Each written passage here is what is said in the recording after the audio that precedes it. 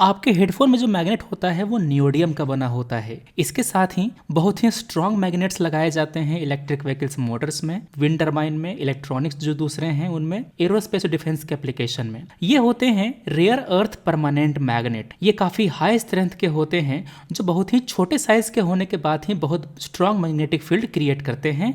ये rare earth element के जरिए बनाए जाते हैं। अब भारत सरकार ने 7280 करोड़ रुपए का एक स्कीम लॉन्च किया है जिससे कि ये रेयर अर्थ परमानेंट मैग्नेट को भारत में ही मैन्युफैक्चर किया जा सके।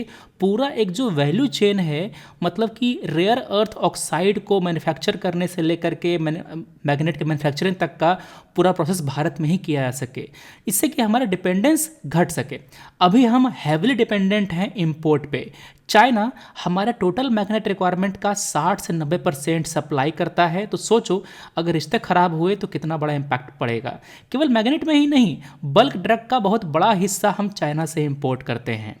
अब ये जो मैग्नेट का डिमांड है भारत में वो 2030 तक डबल हो जाएगा। तो ऐसे क्रिटिकल सेक्टर को फुलफिल करने के लिए हमको हाउस में ही, मतलब इंडिया में ही इसको डेवलप करने की ज़रूरत है। भारत के पास बहुत ही बड़ा रिसोर्स बेस है।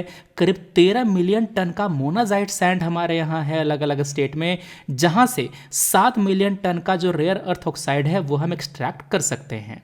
तो यही बात हमारी रेयर अर्थ परमानेंट मैग्नेट की कहाँ इस्तेमाल होता है, कौन सी स्कीम है। दूसरे भी स्कीम लॉन्च किए गए हैं जैसे कि नेशनल क्रिटिकल मिनरल मिशन 2025। ये लॉन्ग टर्म सप्लाई को सिक्योर करेगा क्रिटिकल मिनरल्स का। इसके साथ साथ MMDR एक्ट जिसको अमेंड किया गया 2023 में, यहाँ पर प्राइवेट पार्टिसिपेशन को इन्हांस करेगा, इनेबल करेगा और जो मिनरल कंसेशंस है उसको ऑक्शन करेगा।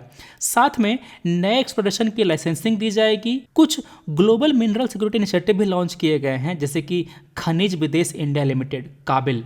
भारत पार्टिसिपेट कर रहा है मिनरल्स सिक्योरिटी पार्टनरशिप में, इंडो पैसिफिक इकोनॉमिक फ्रेमवर्क में और initiative on critical and emerging technologies में भी। ये जब मैं फैक्ट देता हूँ अपने सारे शॉर्ट्स में, इसको आपको नोट्स बनाते चलना है, केवल ज्ञान सुन के रखना नहीं है। सबको यूज़ कर सकते हैं आप अपने GS मेंस के आंसर में और प्रीलिम्स में सवाल पूछ सकता है इन सब पे।